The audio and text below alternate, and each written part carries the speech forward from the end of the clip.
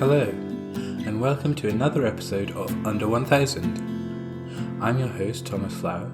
Each episode, I'll be reading you a piece of super short fiction. All of the stories are 1,000 words or less. Today, I'll be reading you a story called Familiar Discomfort. As the door swung open, he could feel there was something wrong. It wasn't something he knew, or even sensed exactly, but rather a deep primal sense of things having changed severely for the worse. "I'm home," he called out as usual, before catching himself slightly. What was it that was making him feel this way? Maybe he was just tired or hungry or anxious, he reasoned. He placed his bag down on the hallway counter. Same place as it always went, nothing unusual. Was there? Wandering through past the living room to the kitchen, he grabbed the pack of biscuits he'd stashed away in the back of the cupboard.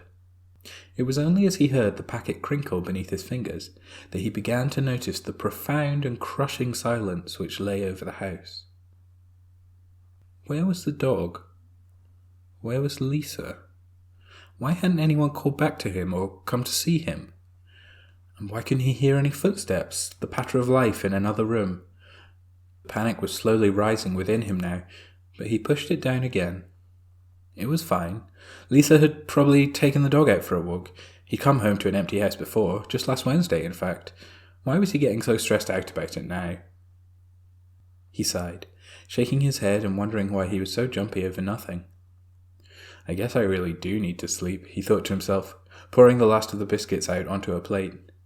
Picking up the end of his snack, he padded back through to the living room, tiptoeing slightly without realizing it. Lying back on the sofa, he set the plate of biscuits on the arm and began making plans for the weekend. He tried to think about the things he and Lisa could do together in the coming Saturday, pushing the uncomfortable thoughts out of his head, letting his gut settle back to calm. A loud thud came from upstairs. Slightly startled, he looked to the ceiling, as though somehow expecting to see something that would explain the noise. Maybe someone is home, he tried to tell himself, or something must have fallen off a shelf in the bedroom, or something like that. There was, after all, a perfectly sensible explanation for all this. No need to get freaked out and jump to silly conclusions. Another thud reverberated around the house, echoing loudly, and then fading away to excruciating silence once again. "Hey, Lisa? What's going on?" he called out, hopeful and fearful all at once now. He waited for a few seconds, but no reply came. "Hey, Lisa! Is everything okay up there?" he yelled out again, a little louder, a little more anxiously this time. Still no reply. She must not be home. It must be something else, surely. Still, he decided silently, if something was going on, he needed to investigate. It was definitely nothing serious, but he should check what was happening anyway. After all, Lisa would be unhappy if she came home and found their room in a mess. Getting up from the sofa, he walked slowly, hesitantly, back to the hallway. In his rationalization of the situation, he knew everything would be fine, but he felt, somewhere deep down, that something was profoundly wrong. Say something weird is happening up there, he thought with some trepidation. Would it be so wrong to take a knife? Heading back through the living room and into the kitchen, he scoured the drawers for something heavy and sharp. He just knew that he didn't need it. And he just knew that he didn't need it.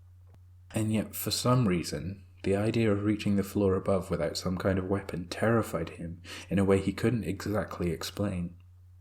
Finally, and with more of a sense of relief than he was expecting, he plucked a small, sharp vegetable knife from a cluttered drawer and closed it with far more of a clatter than he'd intended. Composing himself, he tucked the knife into a back pocket, stood upright, took in a single, long, heavy breath, and then began the journey back to the staircase.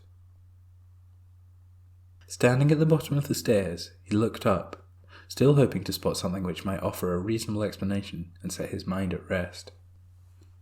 There was nothing to see, at least not clearly, just shadows obscuring what he knew would be up there and making him more fearful of what might be hiding. Slowly, cautiously, he climbed the first step.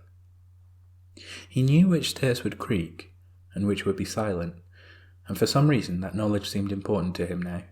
He was still convinced, he told himself, that this was nothing and that everything would be fine, but he took great care to only tread where he knew he could preserve the silence nonetheless. Finally, arriving on the landing, he turned to face the bedroom door. Whatever was going on had to be in there.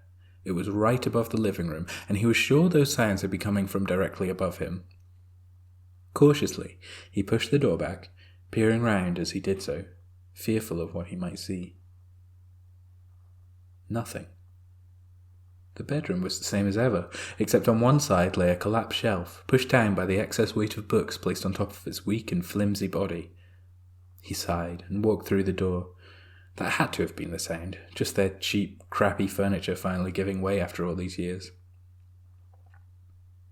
As he bent over to pick the books up and place them on the side table, he laughed to himself.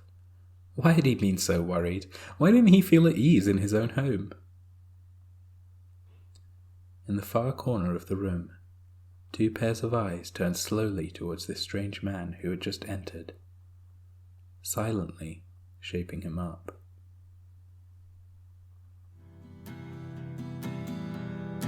Thank you for listening to Under 1000.